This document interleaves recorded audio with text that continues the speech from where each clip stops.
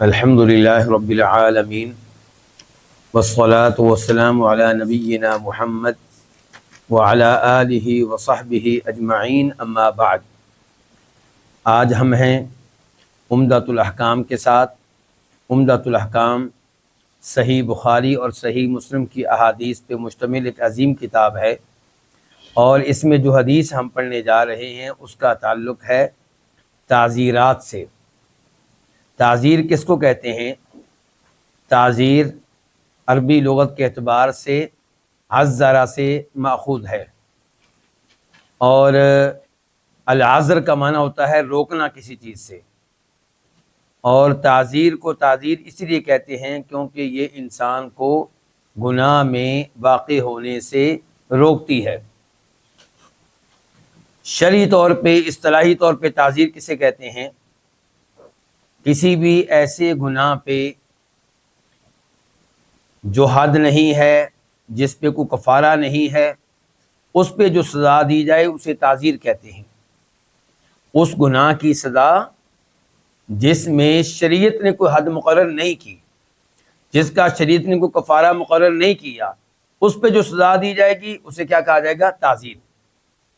مثال کے طور پہ کوئی آدمی چوری کرتا ہے تو اس کے اوپر شریعت نے سزا مقرر کی ہے یا نہیں کی ہے؟ اس کو کیا کہیں گے؟ حد۔ اس کو تعزیر نہیں کہیں گے۔ لیکن اگر چوری کی ہے آپ نے کسی مال کی اس جگہ سے جس جگہ عام طور پہ وہ مال محفوظ نہیں کیا جاتا، مثال کے طور پہ ایک آدمی وضو کر رہا تھا مسجد میں، اور وضو کرتے ہوئے اس نے موبائل کہاں پہ رکھا ہے؟ جیب میں رکھنے کی بجائے اس نے اپنے سامنے رکھا ہوا ہے۔ اب اگر یہ موبائل کو چوری کر لے تو کیا اس کا ہاتھ کٹے گا؟ نہیں، کیونکہ ہاتھ کاٹنے کی جو شرائط ہیں وہ یہاں پہ موجود نہیں ہے۔ تو اس لیے یہاں پہ جو سزا دی جائے گی اس کو تعزیر کہیں گے۔ جج جو ہے مثال کے طور پہ وہ کہے گا اس کو 6 مہینے کے لیے جیل میں ڈال دو، یا اس قسم کی کوئی سزا دے گا، اس کو تعزیر کہا جائے گا۔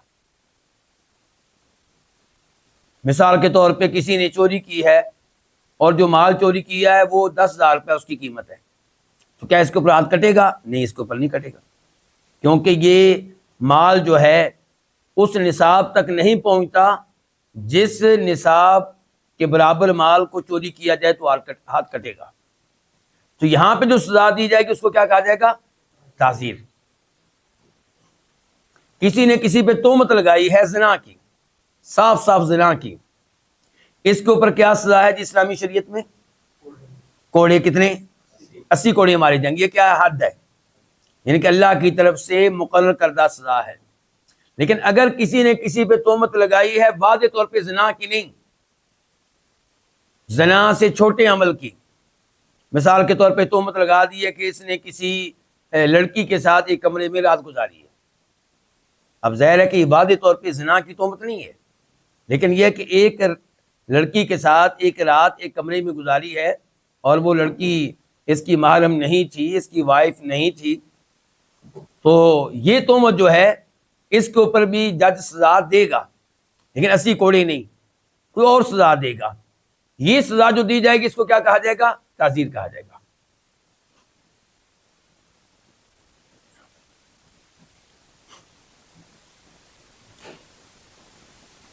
تو آج کی حدیث کا تعلق اسی موضوع سے ہے۔ حدیث نمبر ہے 354، 354۔ یہ نمبر کس چیز کا ہے؟ حدیث کا نمبر کہاں پہ؟ عمدۃ الاحکام میں، اور وہ بھی اس ایڈیشن کے مطابق جو میرے استعمال میں ہے۔ جو آپ کے استعمال میں ہے ممکن ہے کہ وہاں پہ ایڈیشن کوئی اور ہو۔ اس حدیث کے راوی ہیں ابو بردہ ہانی بن نیار البلوی الانصاری الاوسی۔ وہ کہتے ہیں کہ انہ سمع رسول اللہ صلی اللہ علیہ وسلم یقول، انہوں نے نبی علیہ الصلوۃ والسلام سے سنا کہ آپ علیہ الصلوۃ والسلام کہہ رہے تھے، لا یجلد فوق 10 اصوات، 10 سے زائد کوڑے نہیں مارے جائیں گے، یعنی کسی بھی مجرم کو 10 سے زائد کوڑے نہیں مارے جائیں گے، الا فی حد من حدود اللہ، لیکن اللہ کی حدود میں سے کسی حد میں 10 سے زائد کوڑے مارے جائیں گے۔ یعنی کہ اگر کوئی ایسا گناہ کرتا ہے جس گناہ پہ اللہ نے حد مقرر کر دی ہے تو وہاں پہ جو مقرر کر دی ہے اس کے مطابق سزا دی جائے گی۔ لیکن اگر کوئی ایسا جرم ہے جو حد تک نہیں پہنچتا تو وہاں پہ جو کوڑے مارے جائیں گے وہ 10 سے اوپر نہیں ہونے چاہیے۔ یہ اس حدیث کا وہ مفہوم ہے جو میں نے آپ کے سامنے رکھا ہے، جو ظاہری مفہوم ہے جو عام طور پہ لوگ جانتے ہیں، ورنہ اس حدیث کا صحیح مفہوم کیا ہے اس موضوع پہ آگے چل کر گفتگو ہوگی۔ اس حدیث کو امام بخاری نے روایت کیا، نمبر ہے حدیث کا 6848 6848، اور دوبارہ امام بخاری نے اس کو روایت کیا، نمبر ہے 6850 6850، اور امام مسلم نے اس کو روایت کیا تو اس کا نمبر ہے 1708 1708۔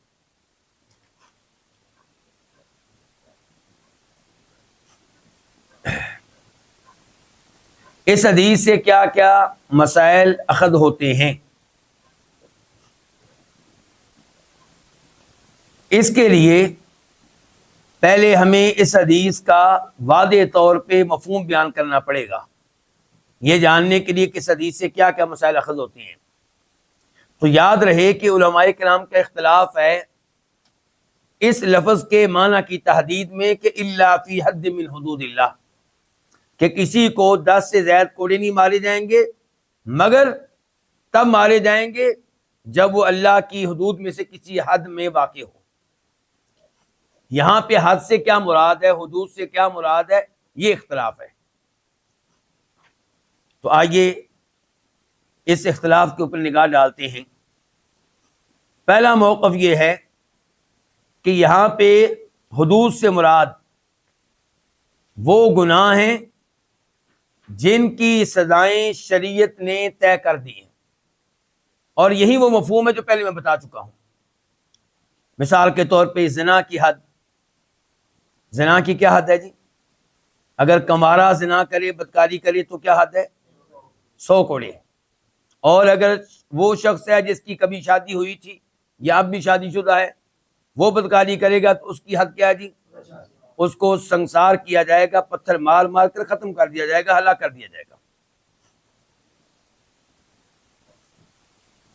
آپ اس سے اندازہ لگا سکتے ہیں کہ یہ کتنا بڑا گناہ ہے، اور آج ہمارے معاشرے نے، ہماری میڈیا نے اس کو نارمل سی چیز قرار دیا ہے، بلکہ اب تو ہمارے ہاں سوچ یہ بن گئی ہے کہ آپ یہ دیکھیں گے کہ جو آپ کا سیاسی لیڈر ہے وہ کرپشن تو نہیں کہیں کرتا، وہ چوری تو نہیں کرتا کہیں، لیکن بدکاری کرتا ہے، نہیں یہ کوئی مسئلہ نہیں، اس کا ذاتی مسئلہ، یہ پرائیویٹ بات ہے۔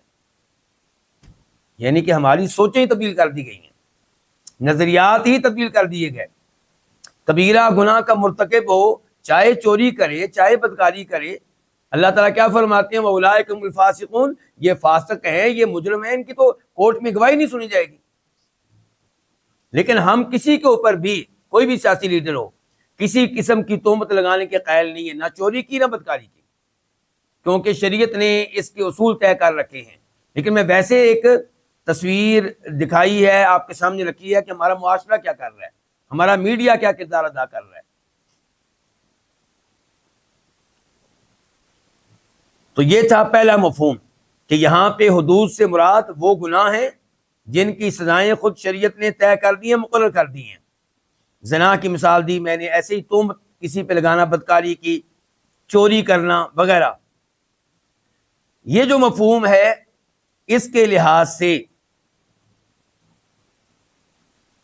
اگر کوئی آدمی کسی جرم کا ارتکاب کرتا ہے اور وہ جرم حدود میں سے نہیں ہے، اس کی جج جب سزا دے گا تو وہ سزا 10 کوڑوں سے زیادہ نہیں ہونی چاہیے۔ اس حدیث کا یہ جو مفہوم ہے یہ امام احمد رحمہ اللہ کے مذہب میں ہے، مشہور روایت کے مطابق، اور یہی مذہب ہے امام ابو حنیفہ رحمہ اللہ کا، اور یہی مذہب ہے امام شافعی رحمہ اللہ کا۔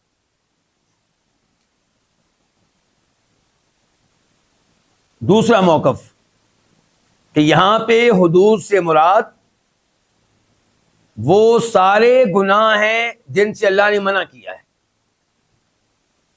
اور حدود سے مراد وہ سب واجبات و فرائض ہیں جن کا اللہ نے حکم دیا ہے۔ اب حدیث کا مفہوم کیا ہوگا پھر؟ اب حدیث کا مفہوم یہ ہوگا کہ کسی کو بھی 10 کوڑوں سے زائد کوڑے نہیں مارے جائیں گے۔ ہاں، اگر کوئی کسی گناہ کا ارتکاب کرتا ہے، حرام کام کا، کبیرہ گناہ کا، تو پھر 10 سے زائد کوڑے مارے جائیں گے، یا فرض یا واجب کو ترک کرتا ہے تو 10 سے زائد کوڑے مارے جائیں گے۔ تو باقی پیچھے پھر کیا رہ گیا جہاں 10 سے کم کوڑے مارے جائیں گے؟ نہیں رہ گیا۔ وہ یہ ہے کہ ایک والد اپنے بیٹے کی پٹائی کر رہا ہے کسی اس کی غلطی پہ، تو مثال کے طور پہ اس نے کوڑا پکڑ لیا ہے تو 10 سے زائد کوڑے نہیں مار سکتا۔ کوئی ایسا شخص ہے جس کے پاس غلام ہے، لونڈی ہے، اس نے کوئی غلطی کی ہے، اس کی کوئی بات نہیں مانی، تو اس کو سزا دینے لگا ہے تو 10 سے زائد کوڑے نہیں مار سکتا۔ کوئی سکول ٹیچر ہے مثال کے طور پہ، فرض کر لیتے ہیں کہ اس نے کوئی کوڑا پکڑ لیا ہے، کوئی ڈنڈا پکڑ لیا ہے، تو 10 سے زائد ڈنڈے، 10 سے زائد کوڑے نہیں مار سکتا۔ یہ جو مفہوم ہے جو بھی آپ نے سنا ہے، یہ ہمیں امام احمد رحمہ اللہ کے کلام سے بھی ملتا ہے۔ مثال کے طور پہ وہ کہہ رہے ہیں اس آدمی کے بارے میں جو رمضان کے مہینے میں دن کے وقت شراب پی لے یا اس قسم کی کوئی حرکت کرے، کہتے ہیں اس کے اوپر حد قائم کی جائے گی، اور جو شخص حرم میں کسی کو قتل کر دے تو اس کی دیت جو ہوگی وہ عام دیت نہیں ہوگی، اس سے کہیں زیادہ سنگین ہوگی۔ ایسے ہی ابن تیمیہ رحمہ اللہ کی طرف آ جائیں اور امام ابن القیم رحمہ اللہ کی طرف آ جائیں تو خصوصی طور پہ یہاں پہ ابن القیم رحمہ اللہ کا کلام آپ کے سامنے رکھنا چاہوں گا۔ وہ کہتے ہیں کہ صحیح بات یہ ہے کہ حدود سے مراد یہاں پہ حقوق ہیں، اور حقوق سے مراد اللہ کے آرڈرز، یعنی کہ وہ امور جن کا اللہ نے آرڈر دیا اور وہ امور جن سے اللہ نے منع کیا۔ ابن القیم کہتے ہیں اگر آپ کو یقین نہیں آتا میری بات پہ تو آپ قرآن کریم کی چند آیات پہ غور کر لیں۔ مثال کے طور پہ سورہ بقرہ کی آیت نمبر 187 187، اس آیت کے آخر میں اللہ تعالیٰ کہہ رہے ہیں تلک حدود اللہ فلا تقربوها، یہ اللہ کی حدود ہیں، تم نے ان کے قریب نہیں جانا۔ یہ کیا چیزیں ہیں جی جو اللہ کی حدود ہیں؟ پوری آیت پہ غور کریں تو آپ کو پتہ چلے گا۔ اس آیت میں اللہ نے کہا ہے کہ وَكُلُوا وَاشْرَبُوا، کہ تم سورج غروب ہو جانے کے بعد، رمضان کے مہینے کی بات ہو رہی ہے، سورج غروب ہو جانے کے بعد رات کو کھاتے رہو پیتے رہو، تمہیں کھلی چھٹی ہے کھانے پینے کی، جب تک کہ فجر طلوع نہ ہو جائے۔ فجر طلوع ہو گئی اس کا مطلب ہے بعد میں کھانے کی اجازت، تو یہ اللہ کی حد ہو گئی۔ فرمایا ثم اتموا الصیام الی اللیل، پھر تم نے روزے کو مکمل کرنا ہے رات تک۔ اس کا مطلب ہے کہ فجر سے لے کے مغرب تک کھانے پینے کی اجازت نہیں ہے، یہ اللہ کی حد ہو گئی۔ ولا تباشروہن وانتم عاکفون فی المساجد، اعتکاف کی حالت میں بیگم سے تعلق قائم کرنے کی اجازت نہیں ہے، یہ کیا ہو گئی؟ اللہ تعالیٰ کی حد۔ اس کے بعد کہا تلک حدود اللہ، یہ اللہ کی حدود ہیں، ولا تقربوا، ان کے قریب نہ جائیے۔ اچھا، اب جن امور کو یہاں پہ حدود کہا گیا ہے، کیا ان میں سے کوئی ایسی چیز ہے جس کے اوپر شریعت نے کوئی سزا مقرر کی ہو؟ کیا شریعت نے سزا مقرر کی ہے اس آدمی کے لیے جو اعتکاف کی حالت میں بیگم سے جماع کر بیٹھے؟ کوئی سزا مقرر نہیں کی، لیکن اس سے منع کیا ہے، اس سے منع کیا ہے۔ تو اس کا مطلب یہ ہوا کہ یہاں پہ حدود سے مراد وہی معنی ہے جو ابن القیم بیان کر رہے کہ حدود کا یہ معنی بھی ہے۔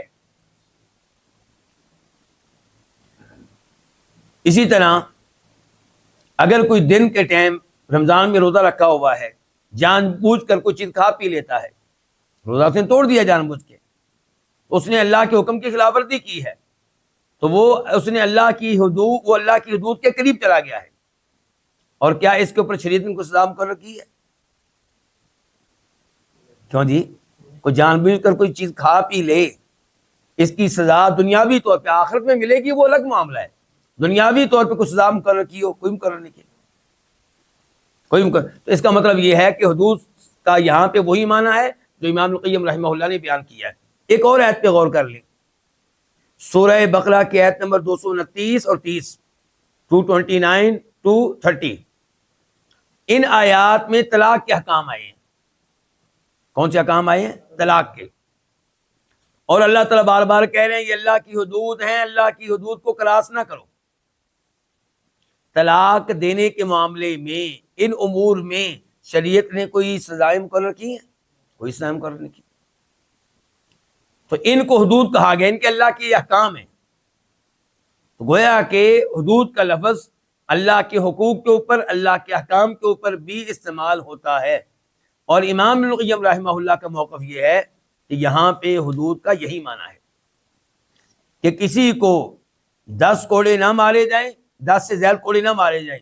ہاں 10 سے زائد کوڑے مارے جا سکتے ہیں جب وہ اللہ کے کسی حکم کی خلاف ورزی کرے، چاہے اس کی سزا شریعت میں بیان کی گئی ہو یا بیان نہ کی گئی ہو۔ اس کا مطلب یہ ہے کہ کسی بھی گناہ کے ارتکاب پہ جج 10 سے زائد کوڑے کی سزا دے سکتا ہے۔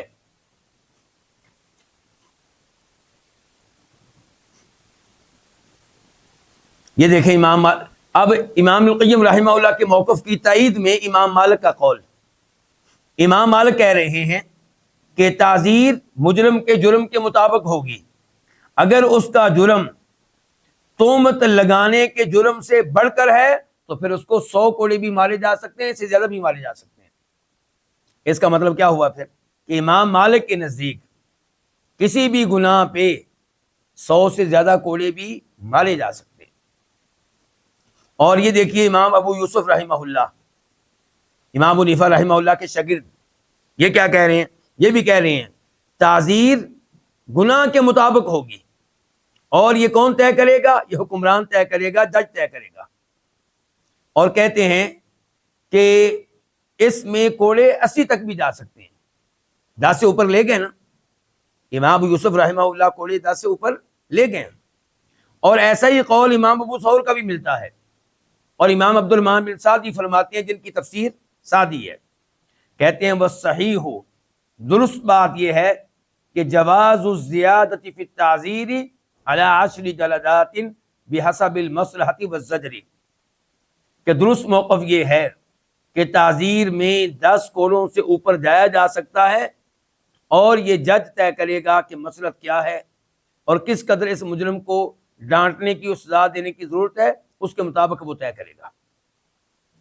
تو اب خلاصہ کلام یہ ہوا پھر کہ اس حدیث کا معنی یہی ہے کہ 10 سے زائد کوڑے نہیں مارے جائیں گے کسی کو، الا یہ کہ کوئی اللہ تعالیٰ کے حکم کی خلاف ورزی کرے۔ اللہ نے کہا ہے کہ یہ کام کرو، وہ نہیں کرتا، اللہ نے کہا یہ کام منع ہے، وہ اس کا ارتکاب کرتا ہے، تو یہاں 10 سے زائد کوڑے بھی لگائے جا سکتے ہیں۔ اب حدیث سے پھر کیا مسائل اخذ ہوئے؟ اس حدیث سے اس سے پتہ چلا کہ اللہ کی وہ حدود جن کا اللہ نے حکم دیا یا جن سے منع کیا، ان میں سے کئی ایسی ہیں جن کی سزائیں طے ہیں پہلے سے، جیسا کہ بدکاری ہے، چوری ہے، اور کئی امور ایسے ہیں جن کی سزائیں طے نہیں ہیں، وہ جج طے کرے گا، وہ وقت کا حکمران طے کرے گا۔ نمبر 2، اس حدیث کی روشنی میں پتہ چلا کہ جب آپ کو اپنے بچے کو سزا دینی پڑ جائے، اپنے غلام کو، لونڈی کو سزا دینی پڑ جائے، تو کوشش کریں کہ آپ وہاں پہ ان کو سمجھائیں، نصیحت کریں، اور مارنے کی نوبت نہ آئے۔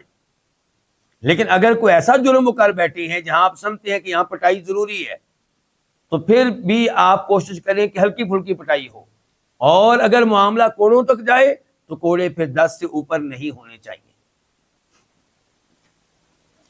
اور تیسرے نمبر پہ اس حدیث سے پتا چلا کہ 10 سے اوپر کوڑے مارنا یہ حرام ہے، کیونکہ جب کسی کام سے شریعت منع کر دے تو اصول یہ ہے کہ وہ ممانعت تحریم کے لیے ہوتی ہے، حرمت کے لیے ہوتی ہے۔ اب ہم آتے ہیں اگلی حدیث کی طرف۔ اور یہ ہے حدیث نمبر 355، 355 اور 356۔ لیکن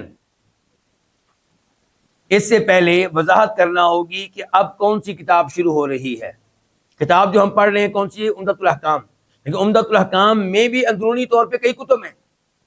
تو ابھی جو کتاب پڑھنے جا رہی ہے کتاب الایمان والنذور، یہ کتاب ہے قسموں کے بارے میں اور نظر ماننے کے بارے میں، منت ماننے کے بارے میں۔ الایمان یمین کی جمع ہے۔ یمین ویسے کہتے ہیں کس کو؟ دائیں ہاتھ کو۔ اچھا، اب قسم کو یمین کیوں کہتے ہیں؟ کیونکہ قسم اٹھانے والے جب آپس میں قسم اٹھاتے تھے تو اپنا ہاتھ دوسرے کے ہاتھ میں دیتے تھے، دائیں ہاتھ۔ شرعی طور پہ، اصطلاحی طور پہ یمین کس کو کہتے ہیں؟ کہ ایسا معاملہ جس میں کوئی احتمال ہو، اس کو پختہ کرنا اللہ کے ناموں میں سے کسی نام کی قسم اٹھا کر، یا اللہ کی صفات میں سے کسی صفت کی قسم اٹھا کر۔ قسموں کے معاملے میں تعلیمات ہمیں قرآن سے بھی ملتی ہیں، احادیث سے بھی ملتی ہیں، امت کا بھی اجماع ہے۔ قرآن کریم کی اس آیت پہ آپ غور کر سکتے ہیں، سورہ بقرہ آیت نمبر 225 225، لا یؤاخذکم اللہ باللغو فی ایمانکم، کہ تمہاری جو لغو قسمیں ہیں ان پہ اللہ تمہارا کوئی حساب نہیں کرے گا، کوئی مواخذہ نہیں کرے گا، کوئی بات پرس نہیں کرے گا۔ اور سورہ نحل آیت نمبر 91 میں اللہ فرماتے ہیں 91، وَلَا تَنْقُضُوا الْأَيْمَانَ بَعْدَ تَوْكِيدِهَا، جب آپ نے قسمیں اٹھا لی ہیں تو قسمیں توڑنے سے بچو، اجتناب کرو۔ اور امت کا اجماع ہے اس بات پہ کہ قسم اٹھائی جا سکتی ہے، اور یہ کہ قسموں کے بارے میں شریعت نے باقاعدہ احکام بیان کیے ہیں۔ بہت زیادہ قسمیں اٹھانا، اس سے اجتناب کرنا چاہیے، لیکن جب ضرورت محسوس ہو تو قسم اٹھانے میں کوئی حرج نہیں ہے۔ کسی کا شبہ آپ دور کرنا چاہتے ہیں، اپنے آپ سے کسی تہمت کا ازالہ کرنا چاہتے ہیں، کسی خبر جو آپ نے دی ہے اس کے بارے میں پختگی پیدا کرنا چاہتے ہیں، تو قسمیں اٹھانے میں کوئی حرج نہیں ہے۔ اللہ تعالیٰ نے اپنے نبی علیہ السلام کو حکم دیا ہے قرآن کریم میں 3 مقامات پہ کہ آپ قسم اٹھائیں کہ مرنے کے بعد دوبارہ اٹھایا جانا ایک حقیقت ہے، اس پہ ایمان لے آؤ، آخرت کی تیاری کرو، یہ بھول جاؤ کہ مرنے کے بعد کہانی ختم ہو جائے گی۔ مثال کے طور پہ اللہ تعالیٰ کہتے ہیں سورہ یونس میں آیت نمبر 53 وَيَسْتَنْبِئُونَكَ حَقٌّ هُوَ قُلْ إِي وَرَبِّي، کہ یہ آپ سے سوال کرتے ہیں، آپ سے معلومات لیتے ہیں اور کہتے ہیں کہ کیا یہ حقیقت ہے کہ ہمیں دوبارہ اٹھایا جائے گا، ہمارا حساب کتاب ہوگا؟ قل، اے اللہ کے نبی علیہ السلام آپ ان کو کہہ دے، ای بالکل، وربی میرے رب کی قسم ہے کہ تمہیں دوبارہ اٹھایا جائے گا اور حساب کتاب ہوگا۔ سورہ تغابن میں اللہ نے کہا آیت نمبر 7 قل بلا وربی لتبعثن، اے اللہ کے نبی علیہ السلام آپ ان کو بتا دیں میرے رب کی قسم ہے تمہیں ضرور دوبارہ اٹھایا جائے گا۔ اور سورہ سبا میں اللہ نے کہا آیت نمبر 3 قل بلا وربی لتأتینکم، اے اللہ کے نبی علیہ السلام آپ ان کو بتائیے اور قسم اٹھا کر کہیے کہ میرے رب کی قسم قیامت تمہارے پاس آنے والی ہے، پہنچنے والی ہے۔ قسموں کی کئی اقسام ہیں۔ ایک وہ قسم ہے جسے کہتے ہیں الیمین الغموس۔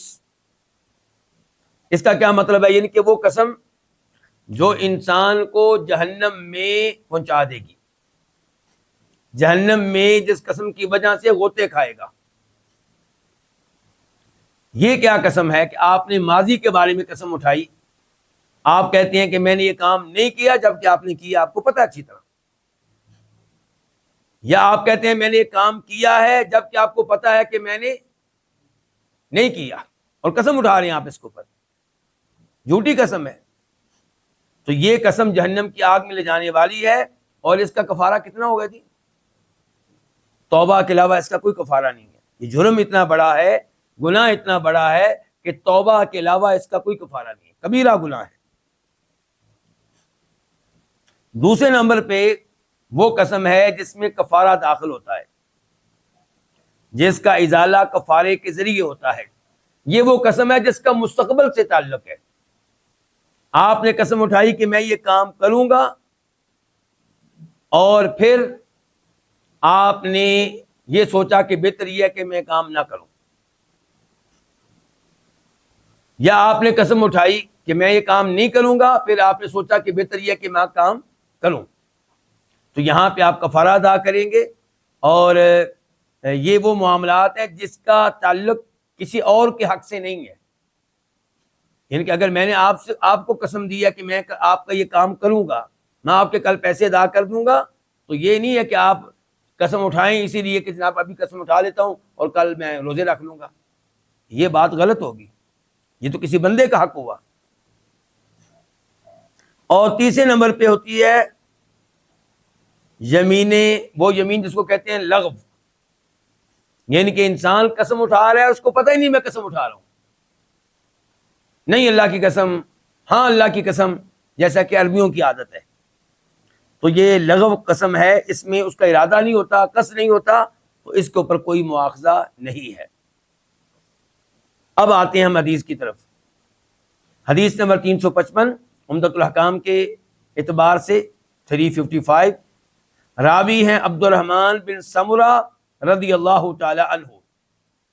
یہ صحابی مسلمان ہوئے ہیں فتح مکہ کے دنوں میں، جنگ تبوک میں حصہ لینے کا اعزاز ان کو حاصل ہے، اور جناب عثمان بن عفان رضی اللہ عنہ کے زمانے میں سجستان وغیرہ کی فتوحات میں انہوں نے حصہ لیا ہے۔ سجستان کدھر ہے جی؟ یہ بلوچستان اور یہ ایران کے علاقے جو بلوچستان سے متصل ہیں، اس قسم کے جو علاقے ہیں ان کو سجستان وغیرہ کہا جاتا ہے۔ اور پھر یہ بصرہ میں رہنے لگے، تو یہ ہیں عبد الرحمن بن سمرہ۔ یہ کہتے ہیں کہ قال رسول اللہ صلی اللہ علیہ وسلم، فرمایا نبی علیہ الصلوۃ والسلام نے، یا عبد الرحمن ابن سمرہ، سمرہ کے بیٹے عبد الرحمن، لا تسأل الامارہ، امارت کا سوال نہ کرنا، حکومتی عہدے کا سوال نہ کرنا، یعنی کہ وزیر اعظم بننے کا سوال نہ کرنا، یہ نہ کہنا کہ میں وزیر اعظم بننا چاہتا ہوں، میں وزیر اعلیٰ بننا چاہتا ہوں، میں چیف منسٹر بننا چاہتا ہوں، میں منسٹر بننا چاہتا ہوں، نہ عہدہ نہ مانگنا۔ لا تسأل الامارہ، امارت کا سوال نہ کرنا، گورنری کا سوال نہ کرنا، حکومتی عہدے کا سوال نہ کرنا۔ فإنك إن أعطيتها عن مسألة وكلت إليها، کیونکہ اگر تجھے یہ عہدہ دیا گیا مانگنے کی وجہ سے تو تجھے اس عہدے کے سپرد کر دیا جائے گا۔ کیا مطلب؟ اللہ کی مدد سے محروم رہو گے، اللہ اس ذمہ داری کو ادا کرنے کے معاملے میں تمہاری مدد نہیں کرے گا۔ وَإِنْ أُعْطِيتَهَا عَنْ غَيْرِ مَسْأَلَةٍ، اور اگر تمہیں یہ عہدہ دیا گیا، یہ حکومت دی گئی بغیر مانگنے کے، اُعِنْتَ عَلَيْهَا، تب تمہاری مدد کی جائے گی۔ کون کرے گا؟ اللہ تعالیٰ۔ وَإِذَا حَلَفْتَ عَلَى يَمِينٍ، اور جب تو کسی چیز پہ قسم اٹھائے، فَرَأَيْتَ غَيْرَهَا خَيْرًا مِنْهَا، پھر تو دیکھے کہ جس چیز پہ تو نے قسم اٹھائی ہے اس کے علاوہ معاملہ اس سے بہتر ہے، فَكَفِّرْ عَنْ يَمِينِكَ، اپنی قسم کا کفارہ ادا کر دو، وَأْتِ الَّذِي هُوَ خَيْرٌ، اور وہ کام کرو جو بہتر ہے، یعنی کہ اپنی قسم کو کیا کرو؟ توڑ دو۔ اس حدیث کو روایت کیا امام بخاری رحمہ اللہ نے کئی بار۔ مثال کے طور پہ پہلی بار امام بخاری روایت کرتے ہیں اور اس کا نمبر ہے 6622، 6622، کتاب ہے کتاب الایمان والنذور۔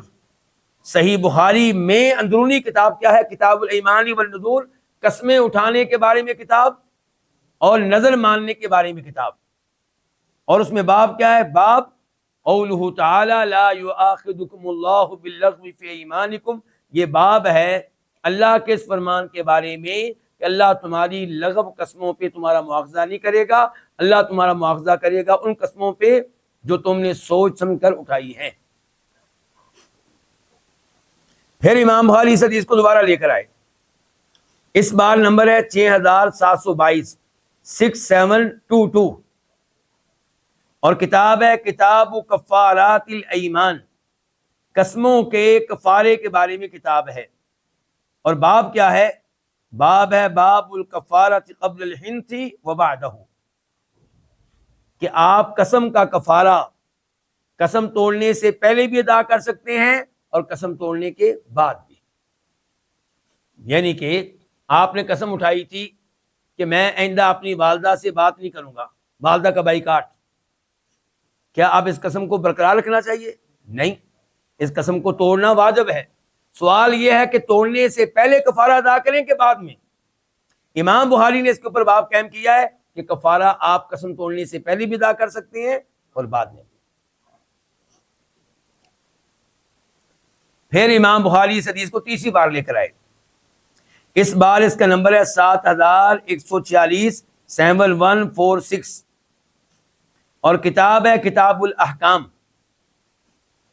احکام سے مراد حکومتی معاملات اور حکومتی امور، ان کے بارے میں کتاب ہے.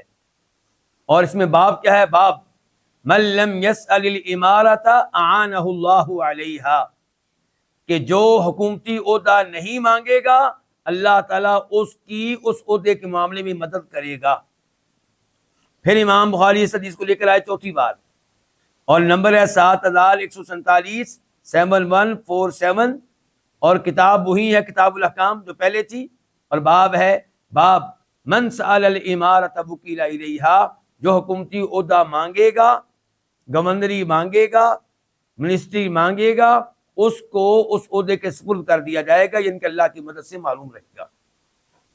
امام مسلم بھی اس حدیث کو لے کر آئے ہیں، اور وہاں پہ نمبر ہے 1652 1652.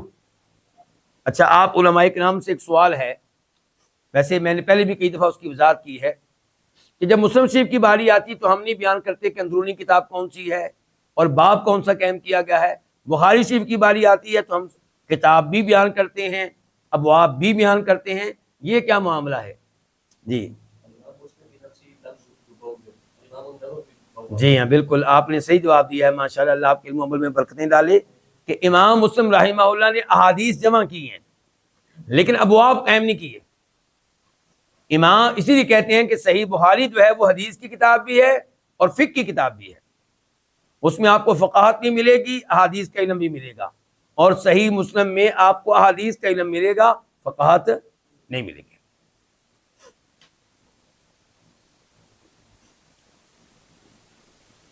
اس کے بعد ایک اور حدیث پڑھتے ہیں، پھر دونوں کی ایک ساتھ شرح ہے. یہ حدیث ہے 356 356 عن ابی موسیٰ رضی اللہ عنہ. اس حدیث کے راوی کون ہے؟ ابو موسیٰ اشعری رضی اللہ عنہ، جن کا نام کیا ہے؟ عبداللہ بن قیس. کہاں سے آئے تھے؟ یمن سے.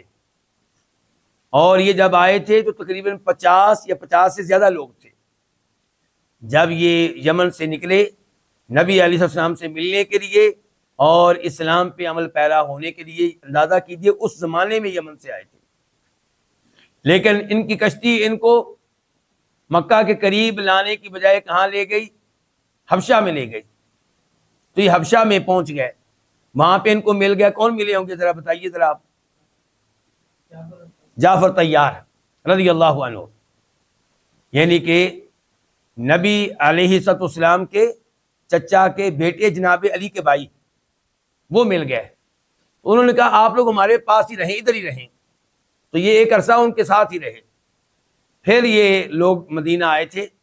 تو یہ ابو موسیٰ اشعری ہیں اور یہ کہتے ہیں قال رسول اللہ صلی اللہ علیہ وسلم، کہ فرمایا نبی علیہ السلام نے. یہاں پہ یہ حدیث مختصر طور پہ ذکر کی گئی ہے اور مجھے یہ حدیث پوری آپ کے سامنے رکھنا پڑے گی ان امور کی وجہ سے جو بعد میں آنے والے ہیں، تاکہ آپ اس معاملے کو اچھی طرح سمجھ سکیں. ابو موسیٰ اشعری کہتے ہیں کہ میں اور میرے قبیلے کے چند لوگ، ہم اللہ کے نبی علیہ السلام کے پاس آئے. ہمارا مطالبہ تھا، ہماری درخواست تھی، ہماری گزارش تھی، کیا کہ ہمیں بھی چند اونٹنیاں دیں.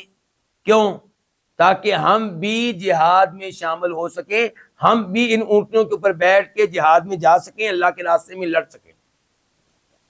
یہ ان کی اونٹنیاں لینے کے لیے آئے ہیں، اس لیے نہیں کہ مال چاہیے، اس لیے کہ جان دینی ہے۔ یہاں پہ میرے جیسا کوئی ہوتا تو وہ کہتا اچھا بھلا عذر موجود ہے، بہانہ موجود ہے، اونٹنی نہیں ہے اس لیے ہم جہاد میں نہیں جاتے، بات ختم۔ لیکن یہ اللہ کی راہ میں صحیح معنوں میں لڑنا چاہتے ہیں، اس لیے اونٹنیاں مانگنے کے لیے آئے ہیں۔ اور آپ علیہ الصلوۃ والسلام نے اللہ کی قسم اٹھا کے کہا کہ میں تمہیں کوئی اونٹنی نہیں دوں گا، میرے پاس کوئی اونٹنیاں نہیں ہیں۔ لیکن قسم کیا آپ نے اٹھائی کہ میں تمہیں کوئی اونٹنی نہیں دوں گا، میرے پاس کوئی اونٹنیاں نہیں ہیں۔ یہ لوگ واپس چلے گئے، اور آپ علیہ الصلوۃ والسلام اس وقت غصے کی حالت میں بھی تھے۔ کہتے ہیں بعد میں آپ نے ہمیں پیغام بھیجا کہ آ جاؤ، ہم آئے تو آپ نے ہمیں 5 اونٹنیاں دی، بہترین اونٹنیاں دی۔ اب ہمیں اونٹنیاں تو لے لی، راستے میں ہم جا رہے ہیں، ہم سوچ رہے ہیں کہ اللہ کے نبی نے علیہ السلام قسم اٹھائی تھی کہ میں تم کو اونٹنیاں نہیں دوں گا، اب آپ نے دے دی ہیں، اور ہم نے آپ کو یاد بھی نہیں دلایا کہ آپ نے تو قسم اٹھائی تھی۔ اسی طرح اگر ہم چلے گئے تو ان اونٹنیوں میں ہمارے لیے کوئی برکت نہیں ہوگی، بہتر یہ ہے کہ واپس جائیں اور آپ کو یاد دلائیں کہ اللہ کے رسول آپ نے تو قسم اٹھائی تھی علیہ الصلوۃ والسلام۔ تو یہ واپس گئے اور گزارش کی کہ اللہ کے رسول علیہ السلام آپ نے تو قسم اٹھائی تھی کہ آپ ہمیں اونٹنیاں نہیں دیں گے۔ تو تب آپ نے یہ حدیث بیان کی تھی جو ابھی ہمارے سامنے ہے۔ آپ نے کہا تھا انی واللہ انشاء اللہ، بے شک میں، واللہ اللہ کی قسم، پھر قسم اٹھا رہے ہیں۔ پہلے قسم اٹھائی تھی تمہیں اونٹنیاں نہیں دوں گا، اب ایک اور قسم اٹھا رہے ہیں، بے شک میں اللہ کی قسم، انشاءاللہ، اگر اللہ کی مشیت ہو، قسم کے ساتھ استثناء بھی کر رہے ہیں، یعنی کہ میں اللہ کی قسم، اگر اللہ چاہے، اگر اللہ کی مشیت ہو تو لا احلف علی یمین، میں کسی چیز پہ قسم نہیں اٹھاتا، فأرى غیرہا خیرا منہا، پھر میں دیکھتا ہوں کہ اس قسم کا علاوہ جو معاملہ ہے وہ اس سے بہتر ہے، الا مگر اتیت الذی هو خیر، میں وہ کام پھر کرتا ہوں جو بہتر ہے، وتحللتها، اور قسم کا کفارہ ادا کر دیتا ہوں، قسم کو توڑ دیتا ہوں، کفارہ ادا کرتا ہوں۔ یہ حدیث امام بخاری صحیح بخاری میں بار بار لے کر آئے ہیں۔ پہلے نمبر پہ 3133 3133، اور اس کے اوپر باب کیا قائم کیا ہے، کتاب کون سی ہے، کتاب فرض الخمسی، خمس کے بارے میں۔ خمس جانتے ہیں نا آپ لوگ، جب مسلمان کفار سے لڑے اور فتح مل جائے تو ظاہر ہے کہ کفار کا بہت سا مال مسلمانوں کے ہاتھ میں آئے گا۔ اب یہ مال لڑنے والے مجاہدین میں تقسیم کیا جائے گا، 4 حصے ان کو دیے جائیں گے۔ 4 کتنے میں سے؟ 5 میں سے، اور 5واں جو ہے وہ ان کو نہیں ملے گا۔ اس 5ویں کو کیا کہیں گے؟ خمس، 5واں حصہ، ٹوٹل میں سے 5واں حصہ۔ یہ 5واں حصہ ان کو نہیں دیا جائے گا، پھر یہ کہاں جائے گا؟ یہ اللہ نے بیان کیا ہے 10ویں سپارے کے شروع میں، پہلی آیت، وَاعْلَمُوا أَنَّمَا غَنِمْتُم مِّن شَيْءٍ فَأَنَّ لِلَّهِ خُمُسَهُ وَلِلرَّسُولِ وَلِذِي الْقُرْبَى وَالْيَتَامَى وَالْمَسَاكِينِ وَابْنِ السَّبِيلِ، کہ 5واں حصہ کس کا ہے؟ نمبر 1 اللہ کا، اور اللہ کا نام لیا گیا تبرک کے طور پہ، ورنہ یعنی کہ اللہ کو نہیں دیا جائے گا۔ وَلِلرَّسُولِ، پہلا حصہ ہے رسول کا علیہ السلام، اور جب اللہ کے رسول نہیں ہے تو وقت کا حکمران۔ اس کے بعد کون؟ وَلِذِي الْقُرْبَى، دوسرے نمبر پہ اس 5ویں کا دوسرا حصہ ملے گا نبی علیہ السلام کے رشتہ داروں کو، آل بیت کو، یعنی کہ آپ کی بیویوں کو اگر وہ حیات ہوں، آپ کی اولاد کو اگر وہ زندہ ہوں، اور تیسرے نمبر پہ کون؟ آپ کے دادا کی اولاد میں سے کوئی بھی جو مسلمان ہے، توحید کے اوپر ہے۔ اس کے بعد تیسرے نمبر پہ یتیموں کو، چوتھے نمبر پہ مساکین، اور 5ویں نمبر پہ مسافر۔ تو یہاں پہ امام بخاری باب قائم کرتے ہیں کہ اس بات کی دلیل کہ خمس جو ہے وہ مسلمانوں کی ضروریات پہ استعمال کیا جائے گا، کیونکہ نبی علیہ السلام جب اپنا حصہ لیتے تھے تو آپ اس میں سے جو حصہ آپ کا ہوتا تھا، یعنی کہ آپ جانتے ہیں ٹوٹل مال میں سے ایک حصہ الگ کر دیں، پانچواں حصہ اس کو کہتے ہیں خمس، پھر خمس کے 5 حصے ہیں، ان 5 حصوں میں سے ایک حصہ اللہ کے رسول کا تھا علیہ الصلوۃ والسلام، اور ایک حصہ آپ کے رشتے داروں کا تھا. تو آپ علیہ السلام جو اپنا حصہ رکھتے تھے اس میں سے آپ خرچہ نکال لیتے پورے سال کا اپنی بیویوں کا، اور باقی مال آپ مسلمانوں کی ضروریات پہ لگا دیا کرتے تھے. تو یہاں پہ یہی چیز ثابت کی ہے امام بخاری نے. گویا کہ امام بخاری کہنا چاہتے ہیں کہ یہ اونٹنیاں جو نبی علیہ الصلوۃ والسلام ابو موسیٰ اشعری کے لوگوں کے ساتھیوں کو دے رہے ہیں، یہ خمس میں سے ہیں.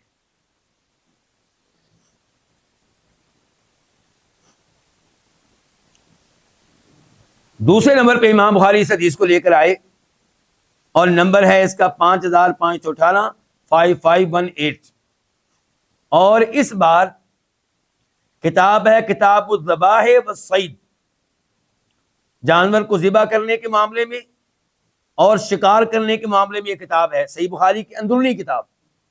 اور باب ہے اس کے اوپر باب لحم الدجاج، مرغی کا گوشت کھانے کے بارے میں یہ باب ہے. لیکن ہماری آج کی مرغی نہیں، بریلر مرغی کے بارے میں نہیں، وہ مرغی جس کو ہم آج کل کیا کہتے ہیں دیسی مرغی، اس کے بارے میں. اس مرغی کا مسئلہ اس حدیث میں کیسے آ گیا جی؟ یہ سوال ہے. تو اصل میں نے جو آپ کو پوری حدیث بتائی ہے، لیکن اس کے شروع کا حصہ پھر بھی چھوٹ گیا مجھ سے. وہ کیا کہ ابو موسیٰ اشعری بیٹھے ہوئے تھے، ان کے پاس کھانا لایا گیا اور کھانے میں مرغی کا گوشت بھی تھا. جو دائیں بائیں لوگ بیٹھے تھے ان کو انہوں نے کہا آؤ میرے ساتھ کھانا کھاؤ تم بھی.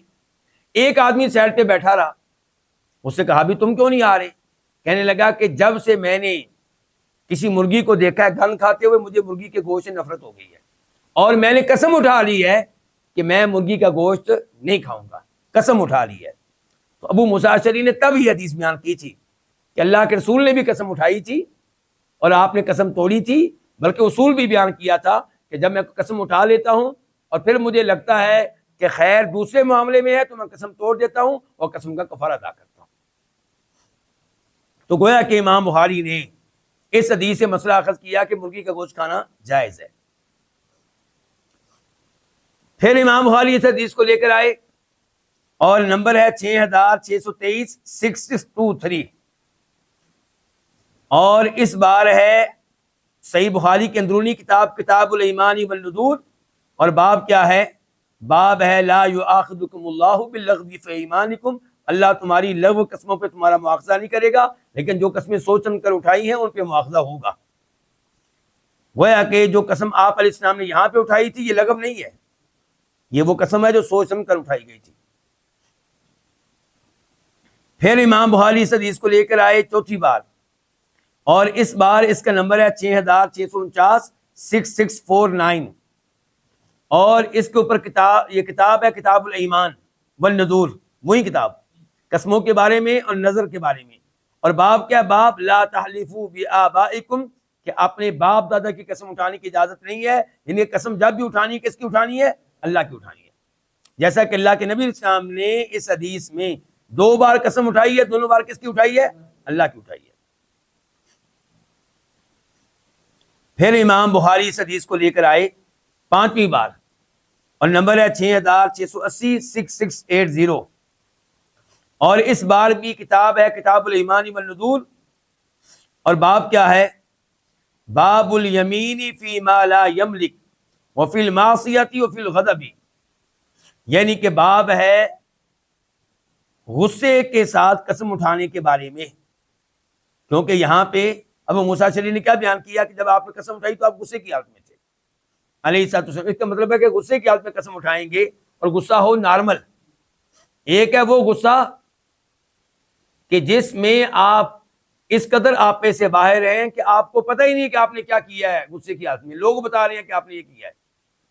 لیکن جب نارمل غصے میں آپ قسم اٹھائیں گے تو اس کا اعتبار ہوگا، اور وہ قسم آپ توڑیں گے تو کفارہ دینا پڑے گا. پھر امام بخاری اس حدیث کو لے کر آئے، اور اس بار نمبر ہے 6718 6718، اور اس بار کتاب ہے کتاب کفارات الایمان، قسموں کے کفاروں کے بارے میں کتاب ہے. اور باب کیا ہے؟ باب الاستثناء فی الیمینی، کہ قسم اٹھا کر انشاءاللہ کہہ دینا. تو اس کا فائدہ ہوگا کہ نہیں ہوگا؟ جواب یہ کہ فائدہ ہوگا. اگر آپ کہتے ہیں کہ انشاءاللہ اللہ کی قسم میں کل آپ کو موبائل لا کر دے دوں گا، پھر آپ لا کر نہیں دے سکے تو کیا کفارہ پڑے گا؟ نہیں پڑے گا، کیونکہ انشاءاللہ ساتھ کہہ دیا تھا آپ نے. لیکن یہ نہیں کہ انشاءاللہ دل میں کہیں اور اس کے ساتھ فراڈ کریں. نہیں، جب معاملہ کسی کے ساتھ ہے تو جیسے قسم آپ واضح انداز میں اٹھا رہے ہیں تو انشاءاللہ بھی واضح انداز میں کہیں. پھر امام بخاری اس حدیث کو لے کر آئے اور نمبر ہے 6721 6721، اور کتاب ہے کتاب کفارت الایمان، اور باب ہے باب الکفارت قبل الحنث و بعدہ، کہ آپ قسم توڑنے کے موقع پہ، قسم توڑنے سے پہلے بھی کفارہ ادا کر سکتے ہیں اور بعد میں بھی. اب دیکھتے ہیں کہ اس حدیث سے کیا کیا مسائل اخذ ہوئے. اکثر کا تذکرہ ہو چکا ہے لیکن بہرحال دوبارہ پھر تذکرہ کرنا پڑے گا یہ واضح کرنے کے لیے کہ اس حدیث سے کیا کیا مسائل اخذ ہوئے. نمبر 1 کہ عہدہ مانگنا، گورنری مانگنا، حکومتی عہدہ مانگنا یہ ناپسندیدہ ہے، اور اس سے مراد تمام حکومتی عہدے ہیں، کیونکہ نبی علیہ السلام دوسری حدیث میں فرماتے ہیں کہ جو قضا مانگے، کیا مطلب؟ جج بننے کا مطالبہ کرے، تو وہ جج بن بھی گیا تو اس کو اس کے نفس کے حوالے کر دیا جائے، ان کے اللہ کی مدد سے محروم رہے گا. اور جس کو اس میں مجبور کیا گیا اور اس کو گورنر بننا پڑ گیا تو اللہ تعالیٰ ایک فرشتہ اتارے گا جو اس کی مدد کرتا رہے گا.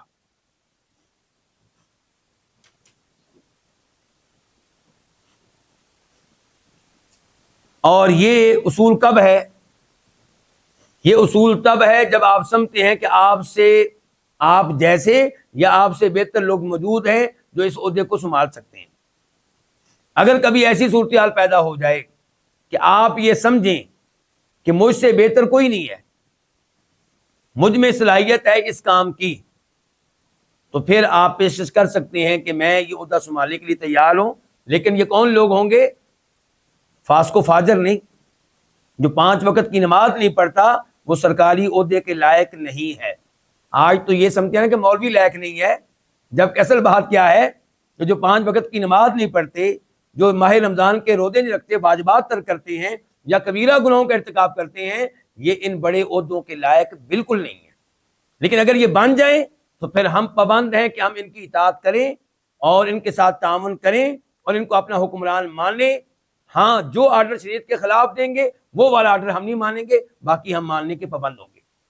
یعنی کہ فاسق و فاجر کو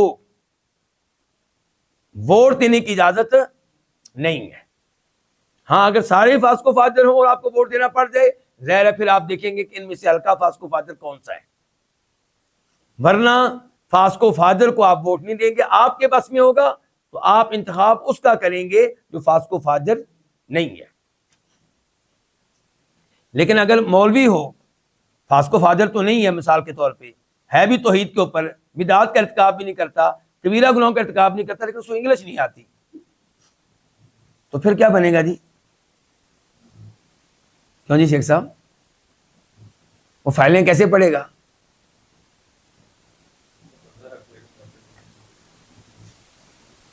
کتنے بندے آپ کو چاہیے فائلیں پڑھنے کے لیے؟ ایک بات. دوسرے نمبر پہ یہ آرڈر کیوں نہیں دیا جا سکتا کہ آئندہ وہی زبان استعمال کی جائے گی جو پبلک کی زبان ہے؟ وہ زبان استعمال نہیں کی جائے گی جو صرف 2%، 3% لوگوں کی زبان ہے، بلکہ وہی زبان استعمال ہوگی جو پبلک کی زبان ہے. ہم نے تو یہاں اپنی پبلک کو مصیبت میں ڈالا ہوا ہے، اپنے بچے کو. وہ عربی سیکھنے کا بھی پابند ہے دین کی وجہ سے، اسے انگلش بھی سیکھنی ہے، وہ اردو بھی سیکھے گا، وہ پنجابی یا پشتو بھی سیکھے گا. ہم نے تو مصیبت میں ڈالا ہوا اپنے بچے کو.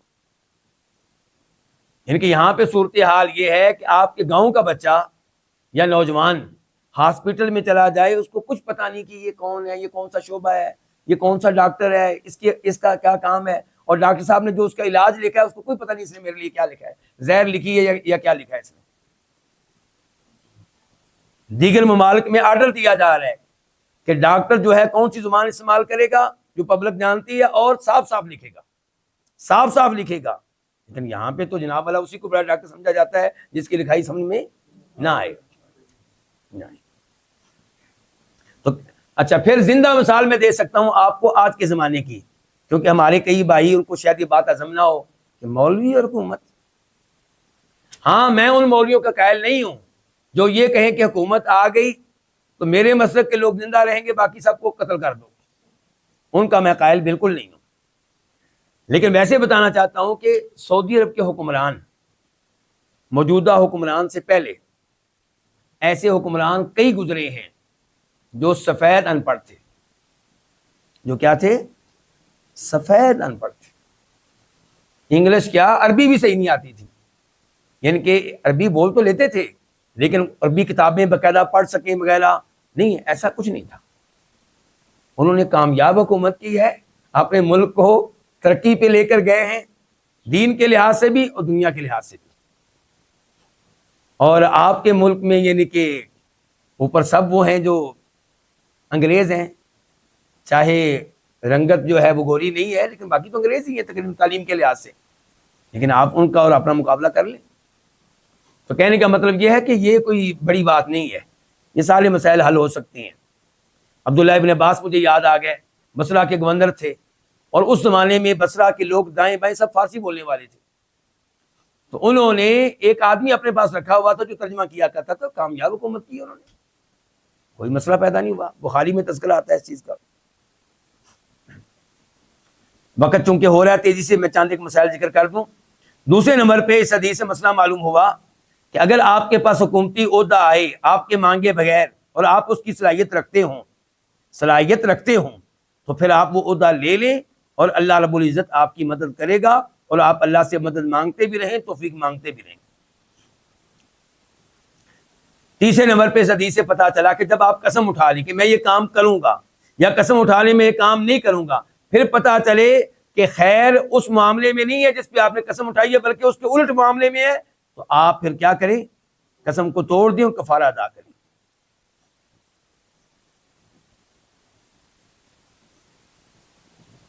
اور اس حدیث سے بھی پتا چلا کہ یہ نبی علیہ السلام کا عمل بھی تھا اور آپ کا اصول بھی تھا.